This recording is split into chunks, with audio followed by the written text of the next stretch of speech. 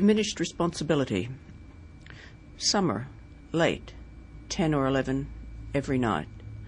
I walk to the crest of the hill, smell the air for wood smoke, looking out over the olive trees that seem light in their youth against the dark of the hillsides. It's usually still. He seldom picks windy nights. Seems to be trying to avoid too much damage. It's the excitement, the power he's after, we tell each other. 8 times this season I've caught the orange glow, sometimes heard it first, the crack and surge, the high whine of green gum leaves engulfed by flames. 8 times the heart-pounding rush back to the house to alert the volunteers, bring the lights and sirens along the highway, flickering through the trees, for him to watch as I watch, knowing he's out there with a view, much like mine. For 2 years he's been at it, with his candles and his milk cartons that give him distance. 2 years our summers edgy with each other, roused from dreams of fire to fire. Our bodies out there like spectres we can't control, growing accustomed to his presence, like another tradesman in the district, so that the buzz of fear, the anger by day, turns at night to the sleep of anticipation before pre-dawn journeys. Last night they caught him, not local, but local enough. We relax with each other. But with ourselves it takes longer to admit relief.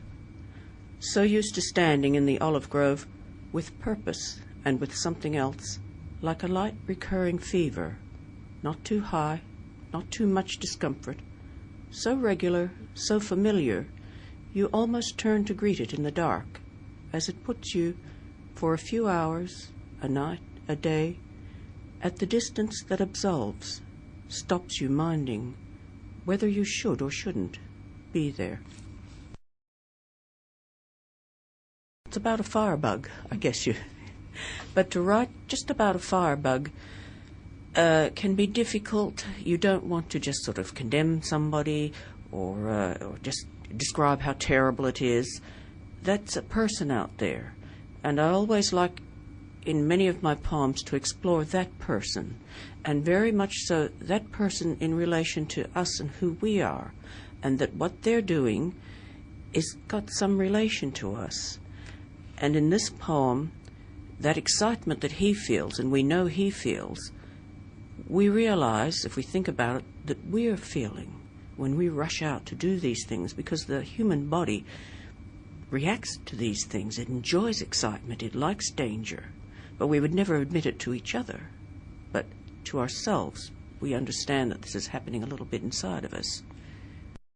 The firebug was a person with diminished responsibility. But in human experience of these sort of things, we always enjoy experiencing vicariously dangerous situations. So really, we enjoy not just playing with fire, but we sort of wouldn't mind being in a position of diminished responsibility where we don't ever have to take the punishment for or take the blame for. So I moved away from playing with fire as a title, which is just a playing with fire. If you get caught, you get punished, to diminished responsibility, where you don't get punished. This was a real situation. I had an olive grove down on the south coast of WA near Albany, and right across the highway from where I was a quarry. And this firebug had been coming there and in other areas in the district, but particularly at this quarry. And you could see the smoke start to come up, the little red blaze, but you never knew if he would be there or in a different place. And so I was often the person, because I would go out and just look around at about 10 or 11, especially, as I say in here, on a still night.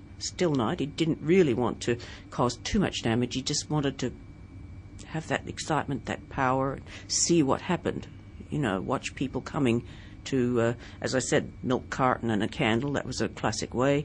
Empty milk carton, put a candle in it, it burns down, the wax in the milk carton catches alight. you've got little branches around it. Gives him time. He's thought these things are well thought out by people. It gives him time to get away somewhere else and obviously watch what he set up and enjoy it. And I was also out there watching what he was doing, letting the volunteers know, watching what they were doing. So immediately I sort of felt, well, you know, he's got the same view I've got. And the connection sort of grew from there.